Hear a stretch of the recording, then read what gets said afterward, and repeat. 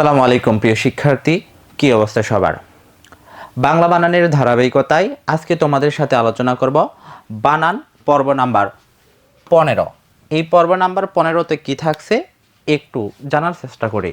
খেয়াল করো, প্রথমে বলা হয়েছে সত্য। এই সত্য কি অর্থে ব্যবহৃত হয়? বিদ্যমান অর্থে ব্যবহৃত হয়। তাহলে বিদ্যমান মানে কি? অর্থে, ভিতরে ব্যবহৃত হয়, মধ্যে। তাহলে খেয়াল করো, উদাহরণ হিসেবে দেওয়া হয়েছে হলো অন্তঃসত্ত্বা। অন্তঃসত্ত্বা বলতে কি বোঝায়?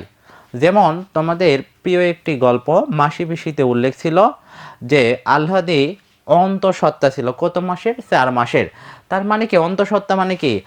ভিতরে কি করা? অনুভব করা, ধারণ করা। তার মানে কি এখানে বিদ্যমান রয়েছে। অন্তঃসত্ত্বা মানে কি? ভিতরে বাচ্চা বিদ্যমান, ধারণ করা বোঝাচ্ছে। এমন এই উদাহরণ সাত্ত্বিক, আম সত্য, যেটাই বলে না কেন। আরেকটা সত্য আমরা পাই। এই সত্য দুইটা বানান কিন্তু আলাদা, একটু খেয়াল রাখতে হবে। এই সত্য কি অর্থে? মালিকানা অর্থে। যেমন আমরা যদি বলি যে জন্মসূত্রে এই জমির মালিকানা অমুকের, তাহলে আমরা কোনটা ব্যবহার করব? এই সত্য ব্যবহার করব। যেমন সত্ত্বাধিকার মানে কি? ক্রয় সূত্রে এই বইয়ের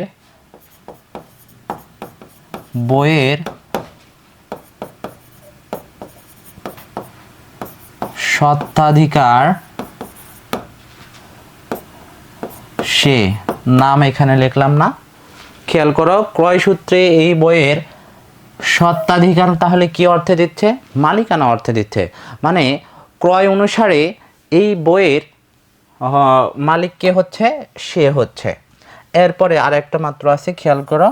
এখানে আমরা দেখতে পাচ্ছি হলো সত্ত্বেও। এই সত্ত্বেও কি অর্থে দেয়? অস্তিত্ব অর্থ দেয়। কিভাবে আমরা ব্যবহার করব? যেমন আমি যদি বলি উদাহরণে, খেয়াল করো, আমি বললাম পুলিশের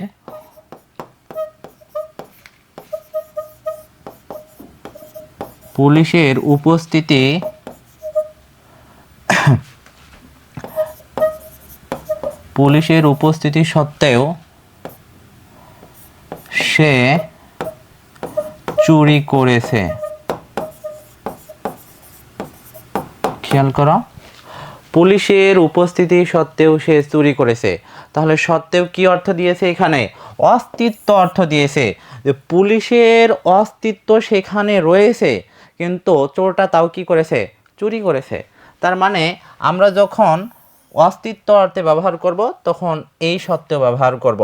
মালিকানা অর্থে দন্ত শয়ে ব তয়ে ব, এবং বিদ্যমান অর্থে শুধু দন্ত স তয়ে তয়ে ব। ক্লিয়ার?